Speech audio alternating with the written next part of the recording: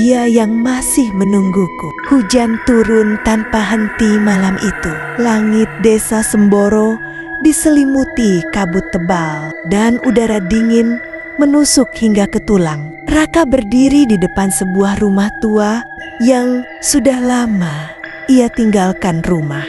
Peninggalan ibunya. Catnya mengelupas, jendela pecah sebagian dan atapnya sudah ditumbuhi lumut. Ia menatap rumah itu lama sekali sebelum akhirnya melangkah masuk. Sudah 5 tahun sejak terakhir kali ia datang ke sini. 5 tahun sejak ibunya meninggal sendirian di rumah itu karena Raka terlalu sibuk mengejar pekerjaan di kota dan jarang pulang. Setiap langkahnya menimbulkan suara lantai kayu yang berderit, bau lembab dan debu bercampur dengan aroma hujan. Di ruang tengah, foto ibunya masih tergantung. Foto yang sama, seorang wanita sederhana dengan senyum hangat. "Mah, aku pulang," bisik Raka lirih. Tak ada jawaban, hanya angin yang meniup tirai lusuh di jendela. Ia menyalakan lampu minyak di meja, lalu duduk. Perasaan bersalah menghantam dadanya. Ia teringat pesan terakhir dari ibunya 5 tahun lalu lewat telepon. "Nak, kalau sempat, pulanglah sebentar. Ibu pengen lihat kamu. Meski cuma sebentar aja."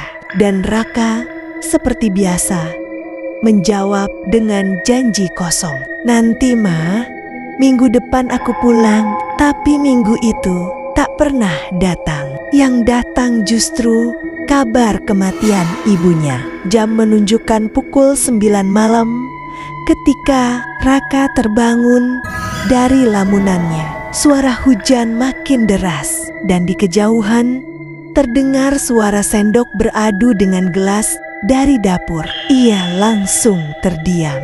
Suara itu sama persis seperti kebiasaan ibunya. Ibu selalu bikin teh jam 9 malam. Hatinya berdegup kencang. Pelan-pelan ia bangkit, melangkah menuju dapur. Cahaya redup dari lampu minyak membuat bayangan di dinding bergetar lembut. Dan di meja kayu tua itu, ia melihat segelas teh hangat yang masih mengepul. Tidak ada siapapun di sana. Tangannya gemetar. Siapa yang bikin ini?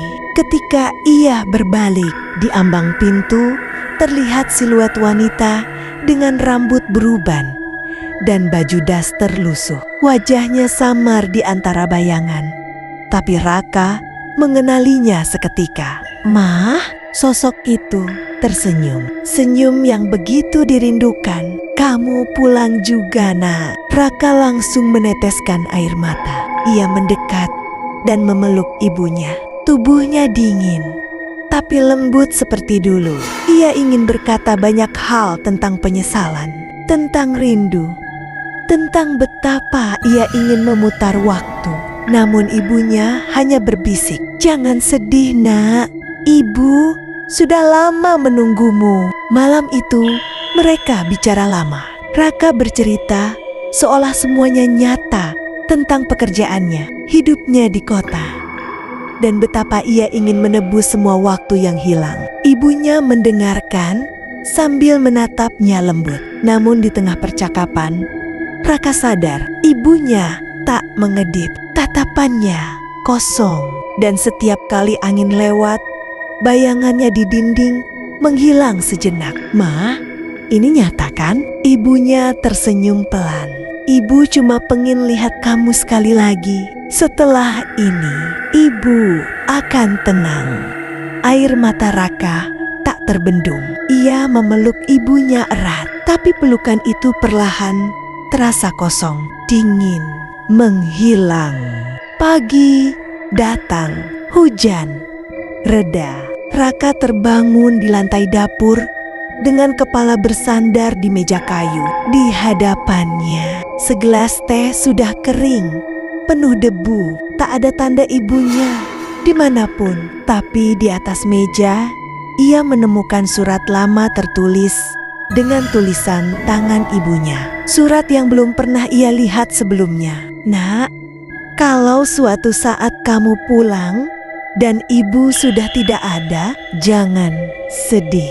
Ibu tetap di sini, menjaga rumah ini. Jangan biarkan sepi menelanmu. Karena kadang yang kamu dengar sebagai angin malam, bisa jadi itu ibu yang masih memanggil namamu." Raka menutup surat itu. Menahan isak, ia memandang sekitar dan menyadari bahwa kursi tempat ibunya duduk semalam kini goyang pelan, seperti baru saja ditinggalkan seseorang. Malamnya, sebelum ia kembali ke kota, Raka menyalakan satu lampu di ruang tengah dan menaruh segelas teh di meja. "Ma, aku bakal sering pulang sekarang." Saat ia berjalan keluar dari dalam rumah, terdengar suara sendok beradu dengan gelas, pelan, berirama, dan di jendela, bayangan ibunya tampak tersenyum. Raka akhirnya menjual rumah itu bertahan-tahan. Kemudian, tapi warga desa bilang setiap malam jam 9 dari dalam rumah tua itu masih terdengar suara sendok beradu dengan gelas, diiringi bisikan lembut seorang ibu. "Nak, pulanglah." Angin malam berdesir pelan, menyusup lewat celah jendela rumah tua itu. Udara terasa dingin, bukan dingin biasa, tapi dingin yang seolah datang dari dalam dinding. Setelah kepergian Rina, Arka sudah kehilangan arah. Ia berhenti kerja, berhenti bergaul, dan setiap malam hanya duduk di ruang tamu, menatap kursi kosong di seberang kursi tempat Rina dulu suka duduk sambil tertawa kecil. Malam itu, hujan turun deras. Arka baru saja menyalakan lilin karena listrik padam. Dari luar, terdengar suara air menetes dari talang. Lalu, samar-samar ada suara langkah kaki di teras. Pelan, berat, duk, duk, duk, duk. Arka berdiri, mencoba melihat dari jendela, tapi kegelapan di luar terlalu pekat. Ia hanya melihat bayangan samar di balik tirai tinggi, namun agak miring, seperti orang yang sedang menunduk. Hatinya berdebar. "Siapa di luar?" serunya dengan suara parau. Tak ada jawaban, tapi suara langkah itu malah mendekat ke pintu. 3 kali ketukan menggema. Tok, tok, tok. Arka menelan ludah.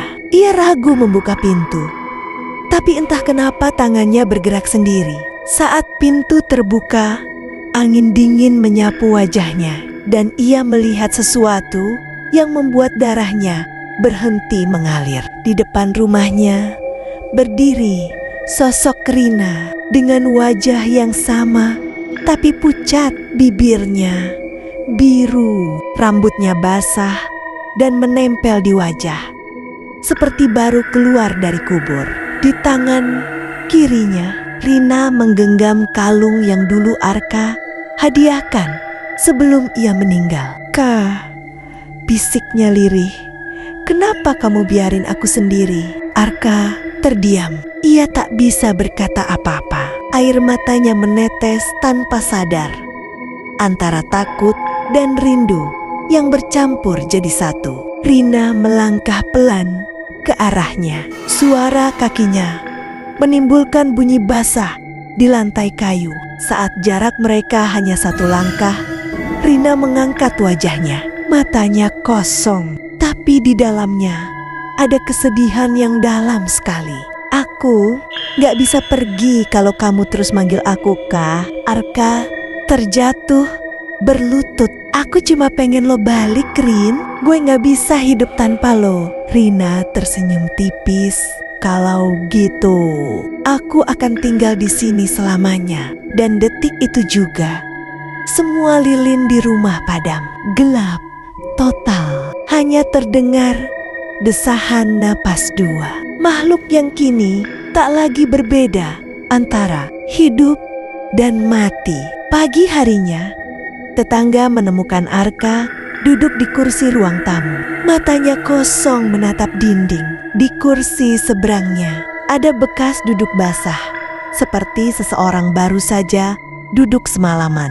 Hari-hari setelah malam itu berubah aneh. Arka mulai berbicara sendiri. Tetangga sering mendengar ia bercanda dan tertawa di ruang tamu tengah malam. Padahal dari jendela hanya tampak dia sendirian. Beberapa kali orang lewat melihat bayangan dua sosok di dalam rumahnya. Yang satu duduk di kursi dan satu lagi berdiri di belakangnya. Tapi begitu didekati, bayangan itu hilang dan rumahnya gelap total. Suatu malam, Arka menulis di buku catatannya, "Rina sudah pulang. Aku tak akan sendirian lagi. Kami akan hidup bersama." Meski dunia menolak, sejak itu ia tak keluar rumah lagi. Surat kabar menulis bahwa warga mulai terganggu karena aroma busuk dari arah rumahnya. Tapi setiap kali petugas datang, rumah itu selalu terkunci dari dalam. Hingga suatu hari, suara teriakan terdengar dari sana. "Rina, jangan tinggalin aku lagi." Teriakan itu diikuti suara benda pecah, lalu sunyi. Ketika warga akhirnya mendobrak pintu, mereka menemukan Arka tergeletak di lantai. Tangannya masih memeluk boneka kecil yang memakai kalung berbentuk hati. Wajahnya tenang, seperti sedang tertidur. Namun yang membuat semua orang ketakutan, di kursi seberang tempat Arka biasa duduk, terlihat jejak basah berbentuk tubuh manusia. Dan di lantai menetes air yang baunya seperti tanah basah dari kuburan. Di dinding ruang tamu tertulis dengan darah, "Sekarang aku sudah bersama Rina, jangan ganggu kami." Setelah kejadian itu, rumah Arka dikosongkan. Tapi setiap kali hujan turun deras, warga masih mendengar dua suara tertawa pelan dari dalam rumah itu. Salah satunya suara perempuan. Dan di jendela kadang tampak dua bayangan duduk berdampingan menatap ke arah jalan, seolah menunggu seseorang yang belum pulang.